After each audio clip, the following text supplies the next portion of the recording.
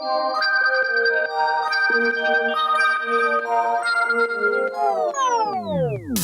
to the 99, where we are focused on brewing a better competitive commander. I'm your host, Patrick Mulligan. And I'm Ernesto, here the resident Jhoira player, trying to give you more tips on how to play this beautiful redhead.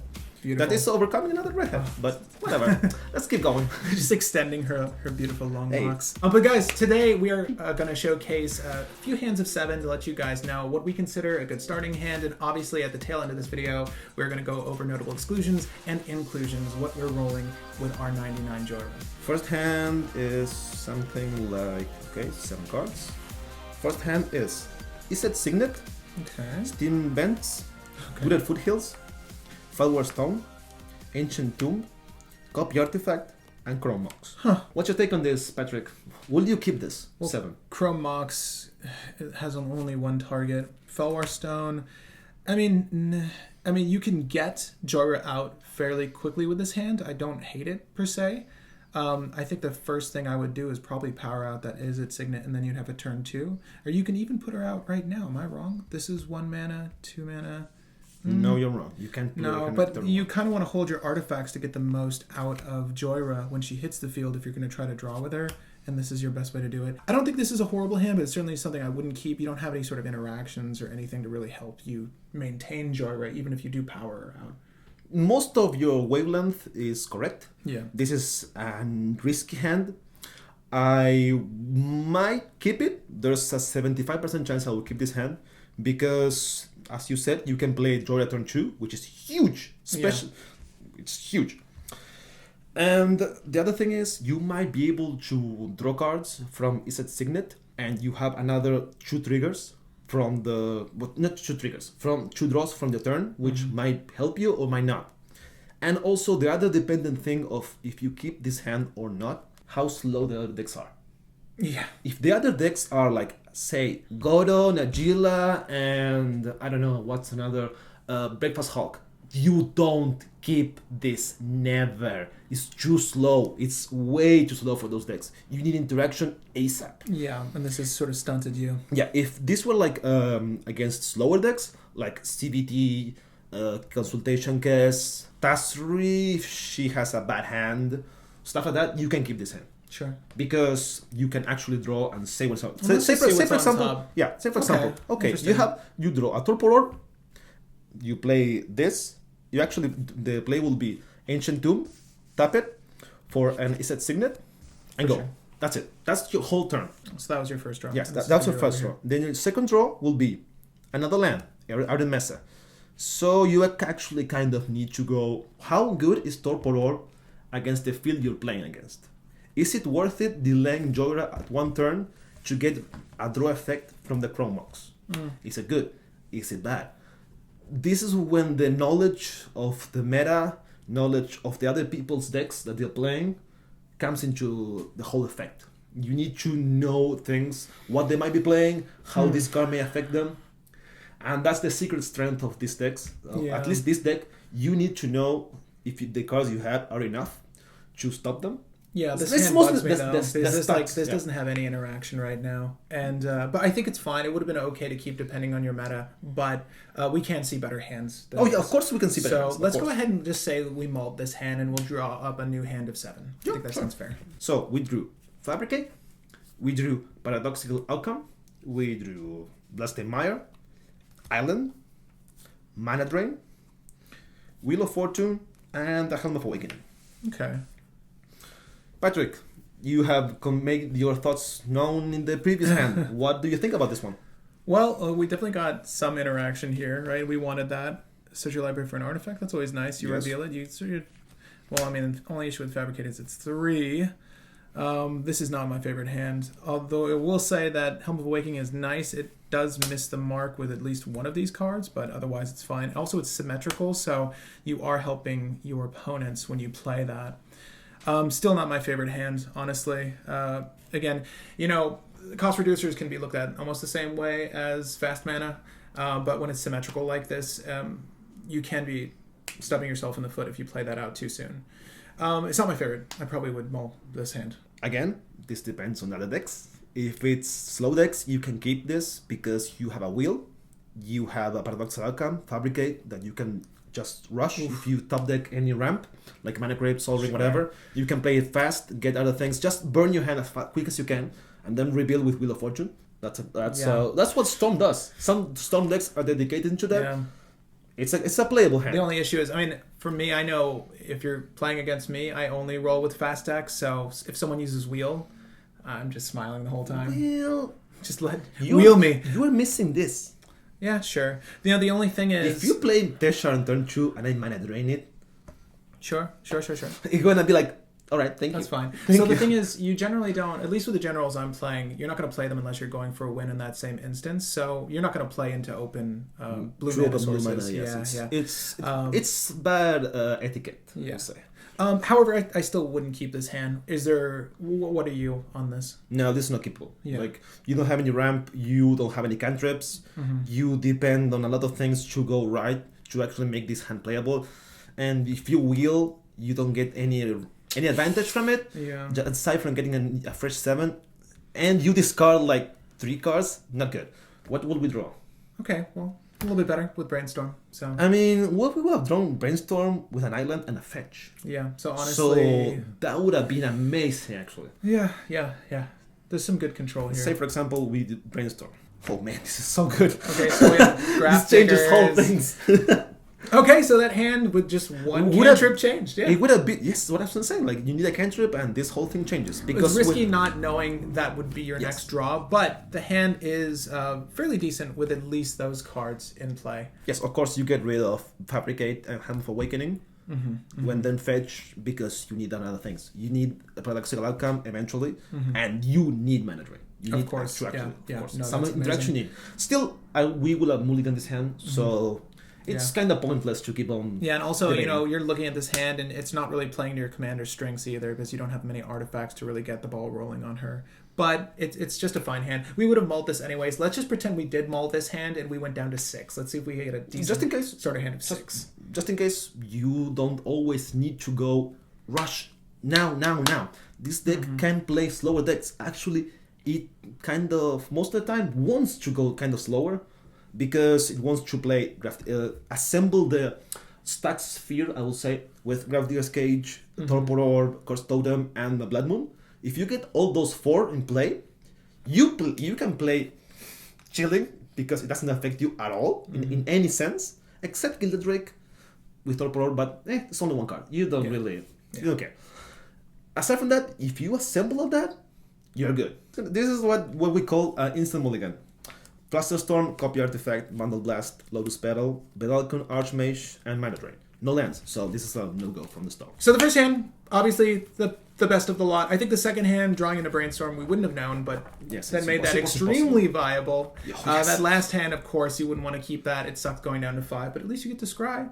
We didn't really check our Scry there, but I don't think we were ever planning on keeping a Lotus Petal. Even with 1 lander, yeah. Nah, we didn't have any cantrips, so no. Even with a Flusterstorm, not really. Not feeling it. Anyway, guys, with that, let's go ahead and talk about our notable inclusions and exclusions, starting with the exclusions, and there are a lot from this Jhoira primer. There are many. I went over this in the previous video, but I'm going to try to explain a bit more with physically why they were gone in this version of the deck. You may play them, they're viable. Don't get me wrong, these cards are completely viable. It's up to you what to decide what you want to take.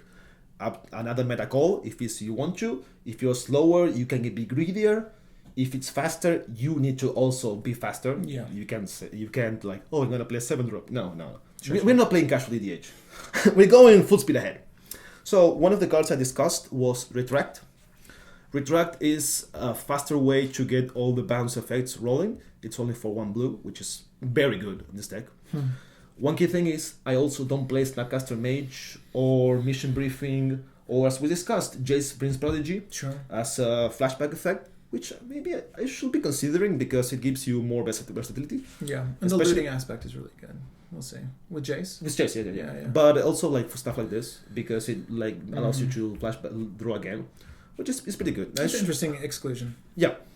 This one, the good thing about this is it's 1 mana, it's instant. The bad thing is only you. And that depends on your board. If you don't have a board, useless. Beyond useless. And one of the key things of a Storm deck As the philosophy of most Jaleva players, Kes players, is you should have the least amount of dead cards you can have in your deck. Do you find that this is dead most of the time? Well, I think the better question is, how many artifacts do you really need on deck for you to warrant this being in your deck? Because, I mean, I would even see if there was only 2 artifacts, that would be viable. And I would hold it in response to, they're going to, burn my mana crypt or break it? I'll be like, I'll bounce it my hand then. It's good protection, but let's be honest, who destroys a mana crypt? Some cruel people. If you watch Brew Wars here, you're going to see some mana crypt destruction. I'll tell you who destroys mana crypt. But the thing is, it can also, protect your Grafdigger's Cage if someone's trying to break your Torp Orb, whatever it is, your stacks pieces, you just say no. And you also get more Jhoira triggers in the future. So how many artifacts do you say need to be on deck for this card to be useful? Yeah. 2 or 3. Okay. At most. It doesn't need too much. The thing is the quality of the artifacts you have. Okay. Well, because this is doesn't discriminate at all. This is everything to your hand. Yeah. So if you have, for example, Chrome Mox and you have something exiled, gone. Yeah, Mox Diamond would be Mox bad. Diamond, gone. Yeah. Stuff like that. That's why I don't like to retract. Mox Opal, great. And obviously there's a ton of rocks that would be fantastic here. And also if you have those cost reducers, you'd have to recast those cost reducers. Well, with 1 blue, you can actually float mana, cast the reducer, and then try to go off from there. I was just thinking in response, if you were doing it in response to someone, how can you recover from it? This is a good way to hopefully save your board and then replay. But that's interesting. Obviously on your turn, if you're trying to get a loop going with Jhoira, it's pretty cost effective. That's interesting though. Why did you exclude it? Again, it doesn't discriminate at all. It's only 1 mana and it's only for me. Okay. The other changes, if you saw the other cards, are Paradoxical Outcome. They draw cards. Yeah. It's just me, but I choose what I bounce. So if I want, I choose keep a stacks effect there. I keep it. Mm-hmm. If I want to bounce Blood Moon to draw, I bounce it. And gives me mana. Gives me cards by itself. Well, Blood Moon's an enchantment though, right? But I can bounce it. With the Paradoxical Outcome? Yeah, and it draws me. Yeah. Okay. If you saw our part 1 video, by the way, so if you haven't watched that yet, I'll encourage you to watch that. He's referring to some cards from there, but you can also... Why are you here if you didn't watch part 1? That's the most important one. If you did want to check out those cards, though, you can go into the link in the description to view the deck as we're discussing it, obviously. But Paradoxical Outcome is great. Retract is fine, though. It's interesting. It's fine. It's really good. It's interesting better choice for you. Yeah. As you say, it's a good protection card. Mm-hmm. It's good for trying to go off. Mm-hmm. But I personally don't like it. I prefer something that is reveal, that does the same effect, but it's for everyone, destroys everyone. It's in your main phase, so you need to play them again, or stuff like that. Or Chain of Vapor, which you can choose what you want. Yeah. You can bounce another things. Yeah. Harkness Recall, which is the same thing, but if you don't actually need to bounce your stuff, you can bounce their stuff in response when trying to go off. Say, Shimmer Sir. Mm-hmm. Hello? I hate you. Yes. I hate Shimmer Sir. Thank you. Another card we discussed from this is Future Sight. As we discussed, it's a great card with top and any cost reducer because you just draw your deck. But as we discussed in the previous video, it's 3 blue and 2 colorless to not do anything at that point. It's not even the 5 CMC that bugs me because 5... isn't that hard to power out for a lot of decks, especially one that's artifact heavy like this with as many rocks as you're rolling with. But the 3 blue, it's taking away a resource that you need for interaction because you're mostly playing with a lot of blue interactions. So that does suck. And I just don't see that resolving often. And you let me know, if you guys run with Future Sight, how often has it resolved for you? I mean, you got to be very cautious into what board you're playing it into. And also how effective it was if it resolved. Because sometimes you get land, I'm you do that to yourself and you're just done. Yeah. I played 5 mana, I invested 5 mana on this, I'm I do nothing. And there's a few Jhoira decks, I'm assuming, that will roll with this. Probably too much effect, and let me know if you're rolling with it in your deck, but why did you exclude it in yours? The full Cheerios version, whole cereal, KCI, stuff like that, they can abuse this. Because they can generate mana, they actually have extra draws, all those fancy shenanigans that they want to do. Sure. But again, as you said, it doesn't do anything by itself. No. It kind of replaces itself because you can play from the top, and if you get lucky, you can draw, and you'll actually replace itself.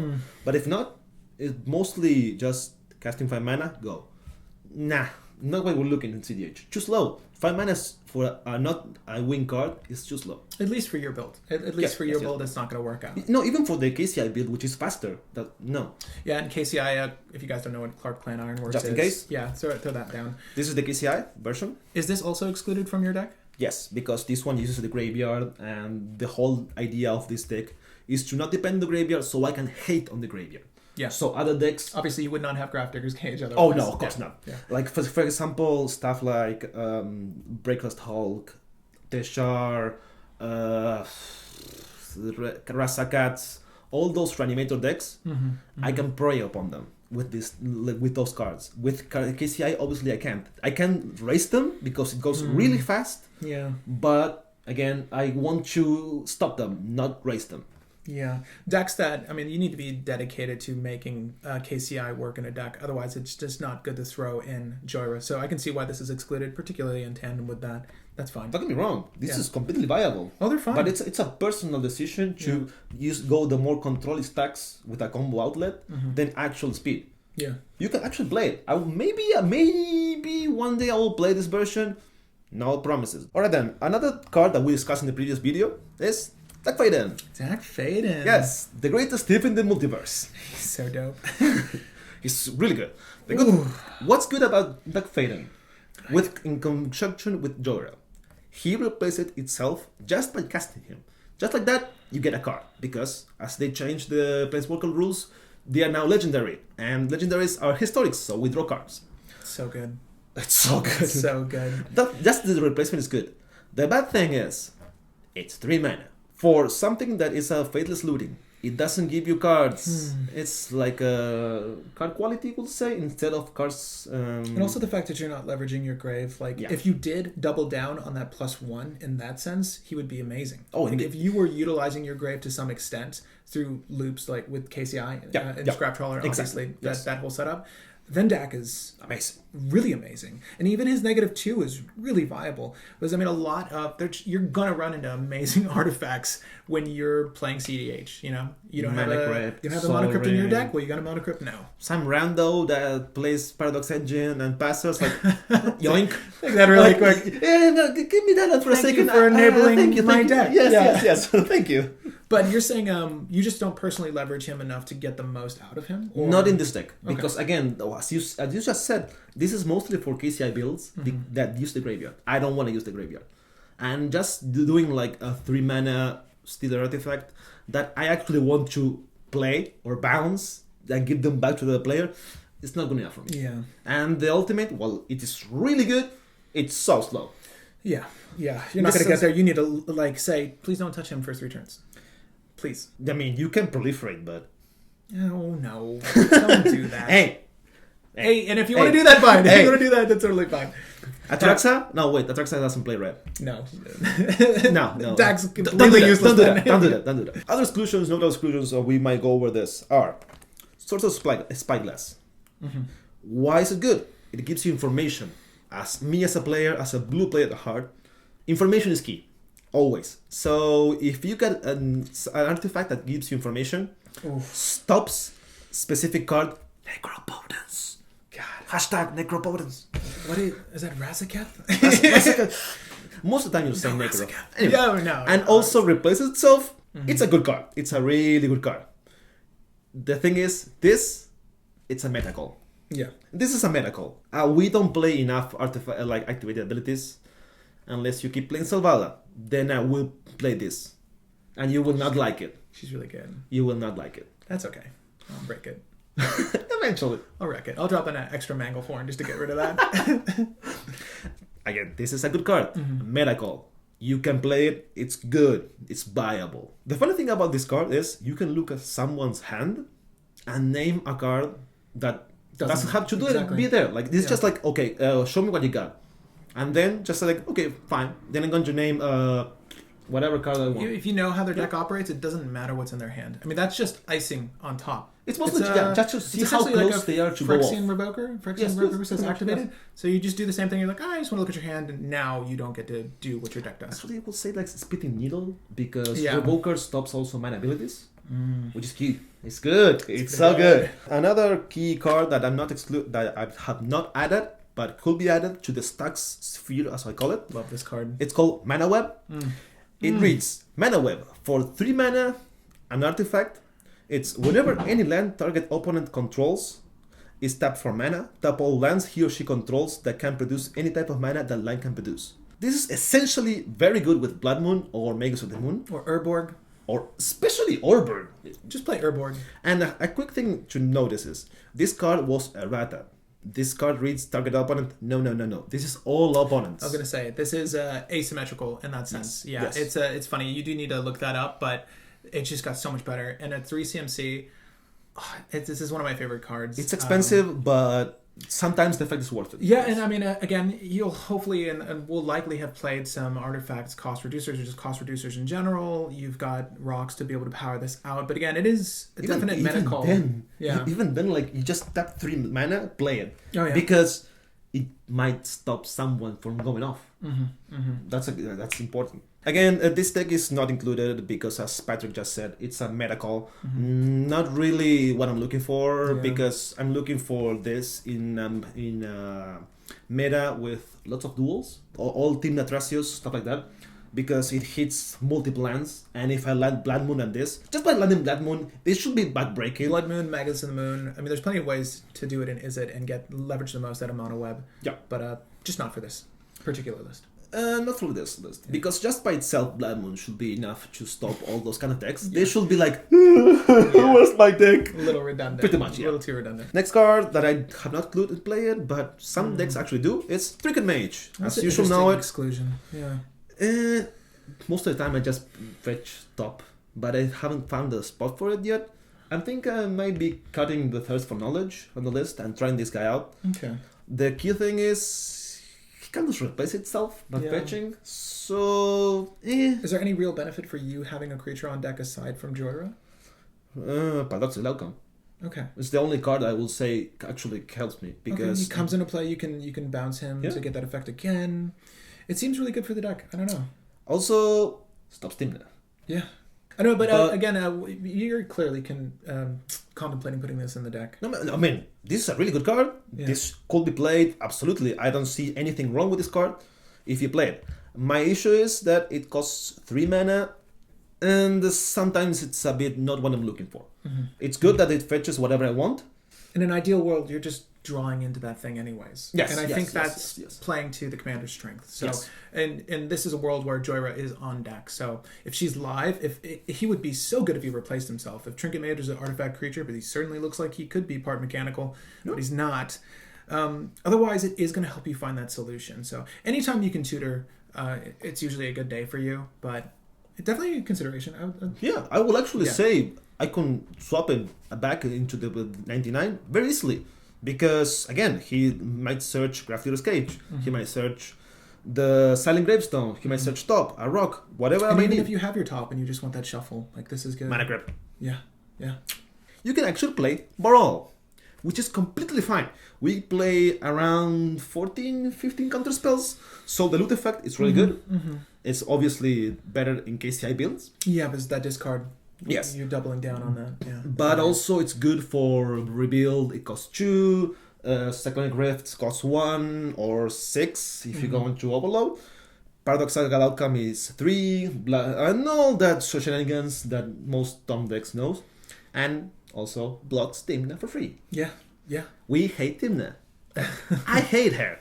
I play her. I hate her. She should be banned. She's pretty bad. 1/3 for 2. I mean, you forget that, but the body itself is fantastic. Also, he's legendary. That's another thing I wanted to point out. He's legendary. Yeah. He replaces itself with Jhoira just by casting him. So unless you run Stifle, which most of the decks actually don't, and we're going over another card that Stifle stops, but it's really good. After just a bit. Baral's a really good card. If you don't want to hinder your own Gilded Drake plan, you just remove Gilded Drake, play Baral, and it's suitable. There's suitable switch, honestly. It's the same cost. It doesn't hinder your curve. It helps you. It blocks. It doesn't have the effect of I'm going to stop you, which is what I'm looking for. And again, that's why I play Gilded Drake instead of Baral. Baral's fine. It's completely good. It's really viable. Not what I'm looking for personally. next card that we want to go over is this is clearly a Justin influence. Yeah. Justin anyways. Don't get me wrong. I love this card. I played this card, abused it. I actually said some things about this card in the previous video. And it's called Counterbalance. I played some Legacy Miracles a while back, before the top was banned. Let's say it was kind of oppressive with Counterbalance. Counter top was kind of good. And again, this deck, the good thing about this deck is it just replaces the top of the deck very easy. You can fetch top very easy. And assemble this is not hard. Yeah. Especially with Trinket Mage. Oh yeah, of course. And another thing you could do with, if you want to actually go the Counterbalance way, is Shimmer Mirror. You can play Shimmer Mirror and just reveal, okay, I cast another artifact. Okay, that's a new card, for example.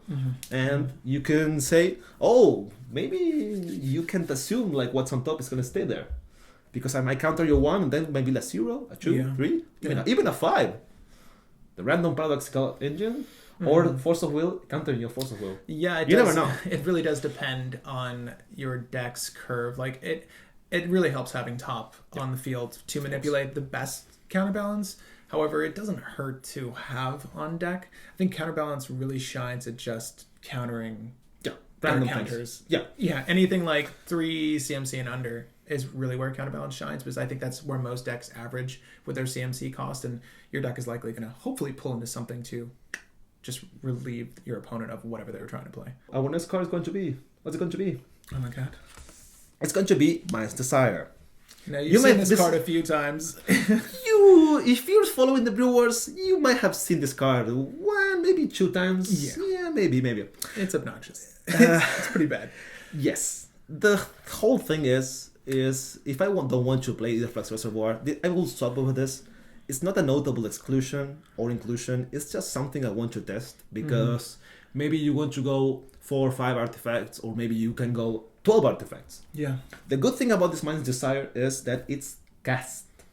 So if you hit 4 or 5 artifacts, one which actually may be Paradox Engine, you go nuts. Yeah. You just go nuts. Yeah. So notably, you get to play out or cast in this instance any of those artifacts you reveal, and when you do that, you get the draw. So almost in the same sense, you're digging through your deck. In the Aetherflux Reservoir, you said you'd switch this out for?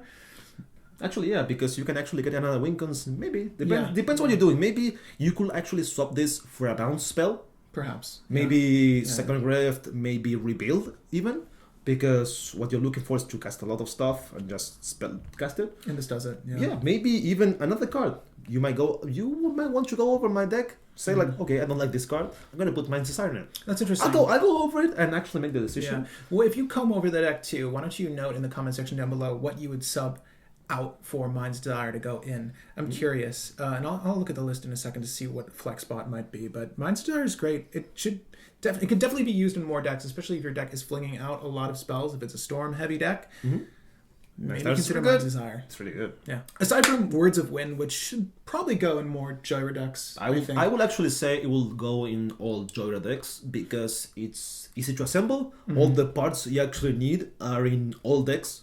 Mana Crypt, Sol Ring, any mana positive rock are there. Yeah. And you should be playing them in any Jhoira deck by definition of what she does. Yeah. So yeah. That's a pretty obvious inclusion. Yeah, for sure. Yeah. But aside from that one, we talked about that one in the first video. So if you want to see a little bit more about that card, of course, check out the first video. Also explaining a loop of how it wins. Exactly, because which is important. A win con for the deck, one form of a win con. But there's at least two more cards that we've included in this 99 that are kind of essential. I wouldn't say essential, more like pet cards, maybe. I mean, one of these two is it's really pet cards. It's just so stopped good. Games. It's so good. Which one do you want to start with? The first one is going to be Vedalken Archmage. Okay. This is what Jhoira was a long time ago when the decks were actually dedicated to fetch this guy, play them, and then try to do the same that Jhoira does. Sometimes Jhoira gets destroyed. Sometimes Jhoira gets countered. And when you're playing a commander that it's kind of vital to your game plan, and it costs 8 mana to get out, it's a bit too much. Yeah. So that's why I'm playing in the 99 just another Jhoira. Okay. It has won me games when actually people don't say like, you don't have mana for that. You know what?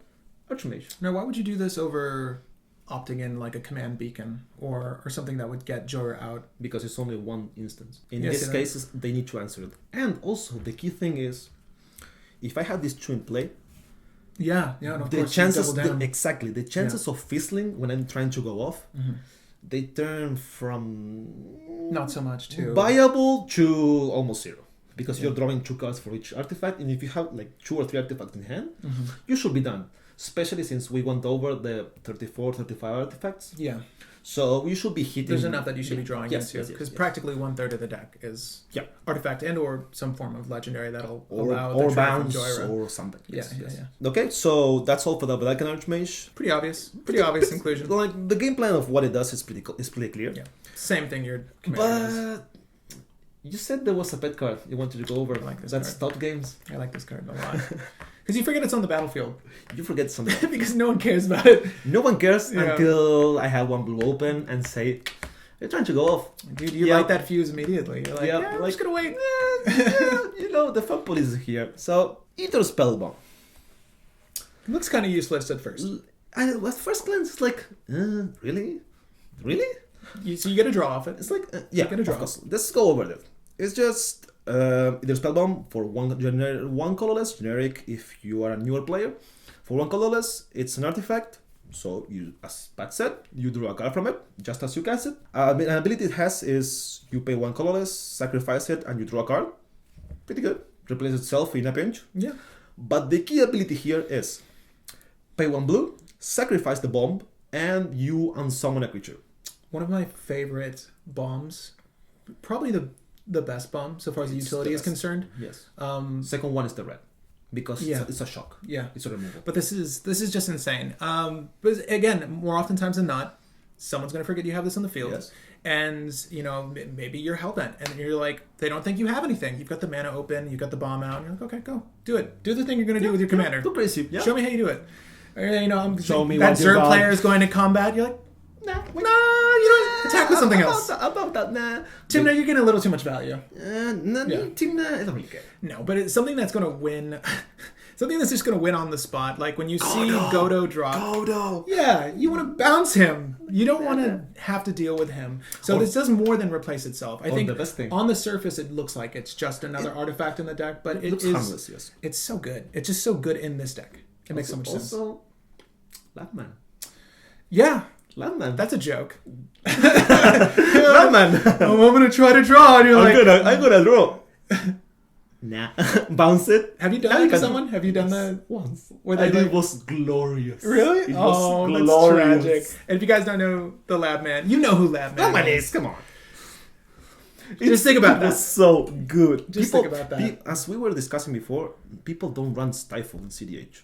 Or Trick Bind or any similar stuff. They just don't run it because it's not as effective. Activated or triggered. Yeah, exactly. Say, for example, it might be good if you were like trying to stop Hulk. You can stifle the Hulk ability, like, fine, you just wasted 2 cards and do nothing. And that's the thing, though, is like, he's like a one-off effect, but most of the other commanders that utilize those triggers, they do it multiple times. Yes. If you stop at you stop this the once, it's, who cares? But Hulk, obviously, it's devastating, and that's why you sort of exclude those. But this... Timna, for example, you stifle the trigger so you do draw 3 cards. It's possible, not effective, unless you put it on the stick. Yeah. And that's when it gets decent. But even then, you wouldn't do that. Like, you wouldn't sacrifice the stick just for Stifle effect. It doesn't make sense. No. In any case, since people don't run Stifle, this card is really good. It stops games, doesn't let people win. Just by being there and having 1 blue open, it just... Outside of Jhoira, would you consider this viable in other blue decks? No. Right? No, because... It's pretty much Jhoira specific for you? Yeah, because it replaces itself. One of the key things about this card is like, just by playing it, you get another card. And that's, for example, what Baral does. The strength of Baral is you counter, and while you counter, you dig in your deck to the combo pieces you want. This is kind of the same idea. Just draws, and even if you don't need it, just sacrifice it and you get another card. Yeah. So with 1 card, you get 2. Yeah. That's pretty good. And if you're rolling with a Trinket Mage, it's just a good way to get another trigger. There's a lot. You're selling me Trinket Mage, eh? Yeah, I'm really just saying, there's a selling lot there. And I like, it's funny, I'm building a Tashar deck right now, and there's a horrible lack of tutors in white, or at least decent ones, unless you want equipment. You will become a Jhoira. eventually. I think I would enjoy it. I considered building this a long time ago, but I've sort of sworn off doing multicolor for a while. If you notice any of my deck lists, if you've seen any of my deck lists, I'm strictly monocolored, but I am ultimately going to jump into some other part of the color pie, Also, mixed color pie. Blue you don't like? I don't play blue. Let's be honest. That's It's another reason why I stopped. I didn't want to do Jhoira. There's enough blue players. At any table I sit at, there's at least 2 blue players, and I don't want to add to that mess. Makes sense. Yeah, and no offense, I don't care if you play blue, but just not for me. But no, I can see why Ether Spellbomb is in here. I love it. I love it in this deck. There just needs to be more effects like this. And anyway, guys, that will conclude our month of April for Jhoira. At the end of this month, stay tuned for some Brew Wars gameplay. Of course, a round 1 and a round 2 into the next month. Seeing if Jhoira can net a win. I'm sure she has before. Hopefully on camera for you guys so you can see how this deck functions at its highest. Just let me draw spells. Let me draw. I really want to do that. Like, when I play Jhoira, I'm going to cast Jhoira. I just want to draw. Let me draw. It's just innocent. Yeah, so innocent. So innocent until you start dropping like 0-cost artifacts and just going through the deck, and then everyone feels stupid for that. And then bouncing everything, playing everything again. Nah. Jhoira is a menace if left untouched. It's such a fun deck to play against too, because there's a lot of mental arithmetic on his end of the battlefield, and it's knowing when to put your foot through the door, like when to stop whatever's happening on his board state. This is very fun. But at any rate, I'm very excited to showcase those episodes for you guys. Again, my name is Patrick Marlette. I'm Ernesto Salazar, and this has been the Jhoira Deck Touch.